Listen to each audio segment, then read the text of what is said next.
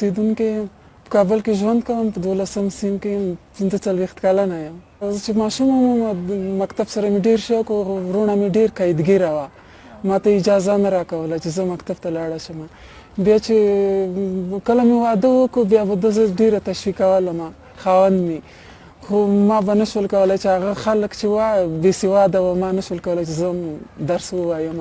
په کور کې راته شروع کړو خو اولادونه به وه د کور کار به و نه وخت به مې نشو پیدا کولی.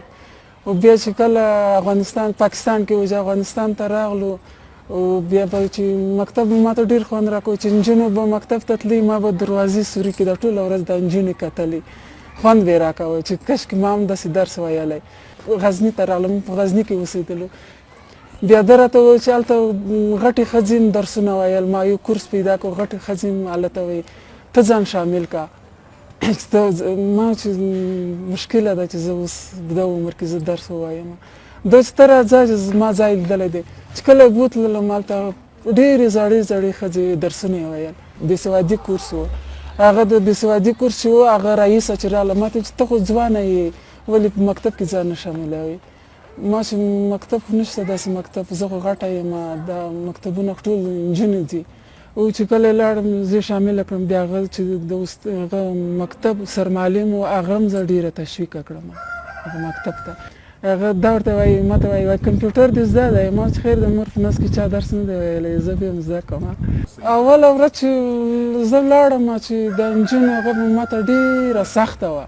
یعنې ډېره زه دومره هغه وم چې هېڅ په تقسیم اوقات نه پوهېدلم. په هېڅ شي زه نه پوهېدلم. الفبې مې نه وې زده. هغه چې لاړم استادانې چې راته ویل وایي څه هم پرې دي ویلی ما چې ما هېڅ شی نه دی ویلی. چې لاړم وایي په 5 سیم کې کښېنه چې هغه د خلاګه کې په لاس ونیولم وایي دا د مکتب دی دا د سیم دی دا د شاګردان دي. او چې کله زه په دروازه ونوتم ما ته ډېره سخته وه چې شاګردان ما ولیدل. او اول شاګردان چې هغه رایه یې ډېره بده وه.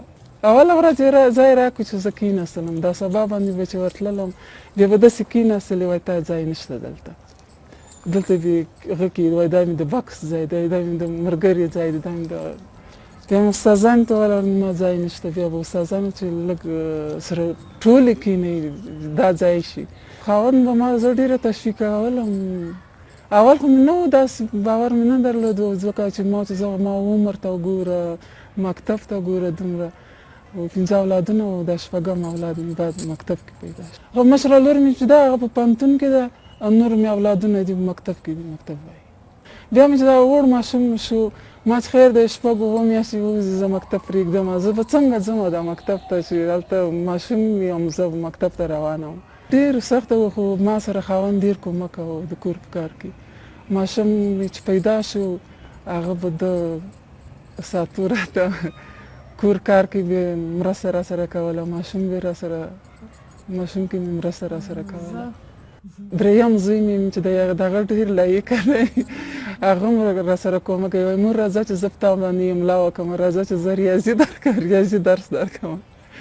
هغه بیا ما ته هغه نه مې بیا زده کېږم د زوی نه هغه بیا ما سره کومک کوي. ډېرې ښځې وې چې په ما پسې بې بد ویل وایي زړه ښځه د درسونه وایي دغسې دغه ډېرې اولادو سره به مې چې جنګ وکړو وایي ستا مور بده ښځه ده هغه مکتب ته ځي. ما په ځان باور لرو چې زه ولاړم مکتب ته. ما چې یو وار په ما باندې څوک خبر شول چې زه د کور ووتلم مکتب ته لاړم چې زه ژوندی یم زه مکتب نه پرېږدم چې په هره طریقه وي زه مکتب وایم زه یې نه پرېږدم. غواړم چې زه قابله شم